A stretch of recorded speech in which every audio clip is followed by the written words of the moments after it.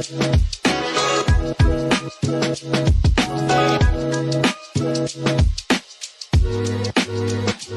3 ബജറ്റുകളിലായി 30 കോടി രൂപ വകയിരുത്തിയിട്ടും തറക്കല്ലിനപ്പുറം പദ്ധതി വളർന്നിട്ടില്ല.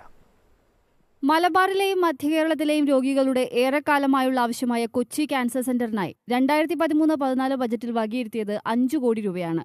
തുടർന്നുള്ള ബജറ്റിലും കിട്ടി 5 കോടി. കഴിഞ്ഞ തവണ 20 കോടിയും. 3 ഘട്ടമായി നടപ്പാക്കാൻ ഉദ്ദേശിച്ച പദ്ധതിക്ക് തറക്കല്ലിട്ടത് 2014 ഓഗസ്റ്റ് 18-ന്.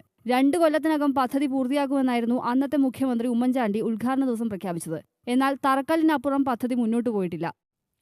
കൊച്ചിയിലെ ക്യാൻസർ സെന്ററിനായി 45 കോടി രൂപ കേന്ദ്ര സർക്കാർ വാഗ്ദാനം ചെയ്തെങ്കിലും അത് നേടിയെടുക്കാൻ സംസ്ഥാനം ഒരു നടപടിയും സ്വീകരിച്ചിട്ടില്ല. ഇക്കാര്യം ചൂണ്ടിക്കാട്ടി കേന്ദ്ര സർക്കാർ നൽകിയ കത്തിന്റെ പകർപ്പ് ഏഷ്യാനെറ്റ് ന്യൂസിന് കിട്ടി.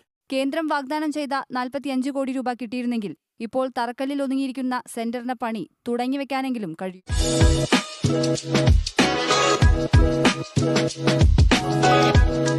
CPMന്റെ വികസന സെമിനാറിൽ ഉയർന്നുവന്ന പ്രധാന ആവശ്യങ്ങളിലൊന്ന് കൊച്ചി ക്യാൻസർ സെന്ററാണ്. ഇക്കാര്യം ചൂണ്ടിക്കാട്ടി CPM എറണാകുളം ജില്ലാ കമ്മിറ്റി സർക്കാരിന് നിവേദനം നൽകിയിട്ടുണ്ട്. കളമശ്ശേരി മെഡിക്കൽ കോളേജിലെ കൊച്ചിൻ ക്യാൻസർ റിസർച്ച് സൊസൈറ്റിയും സൂപ്പർ സ്പെഷ്യാലിറ്റി ബ്ലോക്കിന്റെയും നിർമ്മാണം അന്തിമഘട്ടത്തിൽ. ക്യാൻസർ സെന്റർ ഫെബ്രുവരി ആദ്യവാരവും സൂപ്പർ സ്പെഷ്യാലിറ്റി ബ്ലോക്ക് മെയ് ആദ്യവാരവും ഉദ്ഘാടനം ചെയ്യുമെന്ന് മന്ത്രി P. രാജീവ് പറഞ്ഞു.